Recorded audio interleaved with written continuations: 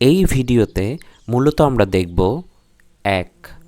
আল্লাহ তাআলা কুরআনে প্রায় ১৪০০ বছর আগে শুধু নারী মৌমাছিকেই কি তাদের ঘর তৈরি এবং খাবার সংগ্রহের নির্দেশ দিয়েছেন কিনা।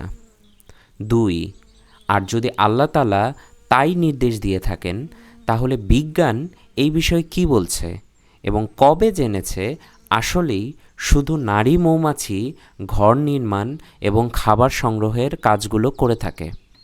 আল্লাহ তাআলা কুরআনে সূরা নাহলের ৬৮ এবং ৬৯ নম্বর আয়াতে বলেন, আর আপনার রব মৌমাছিকে তার অন্তরে ইঙ্গিত দ্বারা নির্দেশ দিয়েছেন, ঘর তৈরি করো পাহাড়ে, গাছে ও মানুষ যে মাচান তৈরি করে তাতে।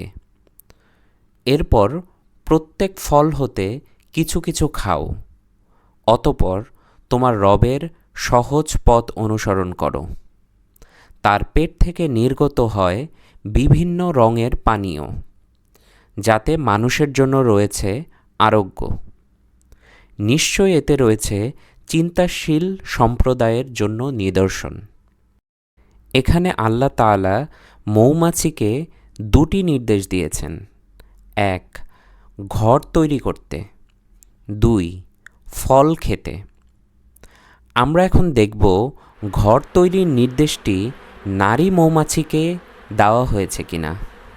একটা মজার বিষয় হলো, আমরা বাংলা বা ইংরেজি ভাষায় যখন কাউকে কোনো নির্দেশ দেই তখন কাকে নির্দেশ দিলাম, সে ছেলে নাকি মেয়ে তা বোঝার উপায় নেই। যেমন যদি বলি ওখানে যাও, বইটি রাখো, এখানে যাকে যেতে বললাম বা বই রাখতে বললাম সে ছেলে নাকি মেয়ে তা বোঝার উপায় নেই। কিন্তু মজার বিষয় হলো, আরবি ভাষায় নির্দেশ যাকে দেওয়া হয়েছে সে ছেলে নাকি মেয়ে তা বোঝা যায়। একটা জিনিস বলে রাখি, বাংলায় উত্তম পুরুষ হচ্ছে আমি, আমরা, আমাদের ইত্যাদি। মধ্যম পুরুষ তুমি, তোমরা ইত্যাদি। নাম পুরুষ সে, তারা ইত্যাদি। এখন আমরা তাহলে দেখি আল্লাহ তাআলা মৌমাছিকে যে শব্দ দ্বারা নির্দেশ দিয়েছেন তা স্ত্রীবাচক শব্দ কিনা। শব্দটি হল ইত্তাখিজি। এখন আসুন দেখি এই শব্দটির রুট কি। রুট হল হামজা খ জাল। আরবি ভাষায় একটি মজার বিষয় হলো, এই তিনটি অক্ষর দিয়ে যে কোনো ক্রিয়া বা ভার্ব, বিশেষ্য বা নাউন তৈরি করা যায়। উদাহরণ দিচ্ছি, এই রুটের মূল অর্থ যদি হয় নেয়া, অর্থাৎ কোনো কিছু নেয়া, তাহলে ইত্তাখজা অর্থ সে নিয়েছিল, মানে অতীতকাল এবং নাম পুরুষ এবং এটি পুরুষবাচক। ইত্তাখিজু অর্থ সে নেয়, মানে বর্তমানকাল এবং নাম পুরুষ সে, আর এটিও পুরুষবাচক।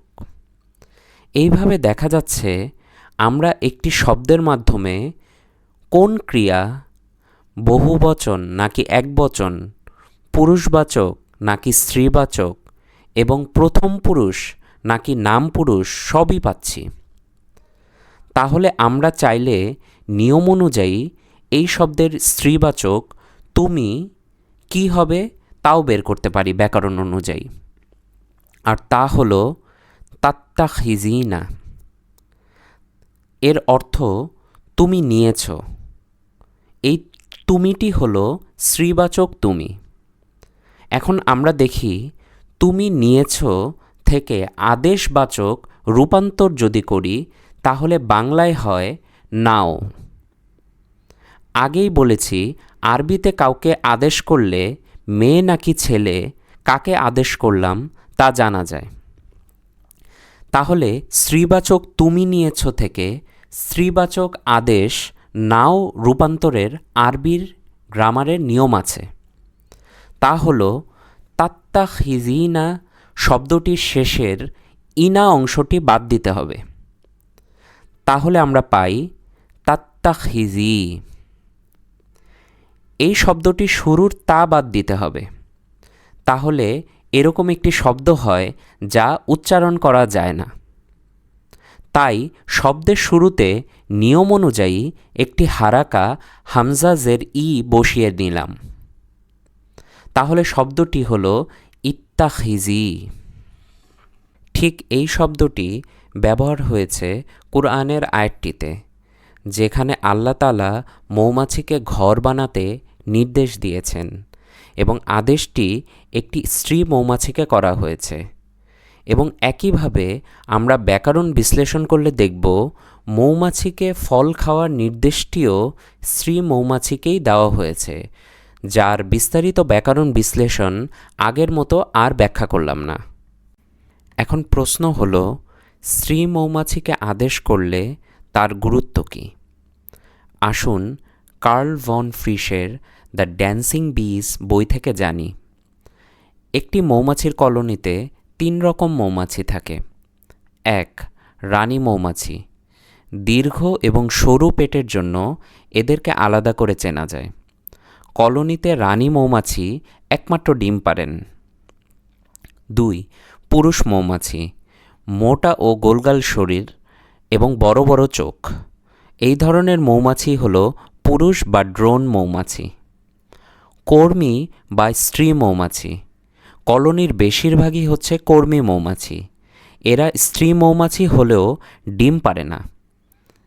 এরা জন্ম নেওয়া নতুন মৌমাছিদের যত্ন নেয়, কারণ রানী মৌমাছি জন্ম দিলেও সে এই কাজে কোনো আগ্রহ দেখায় না।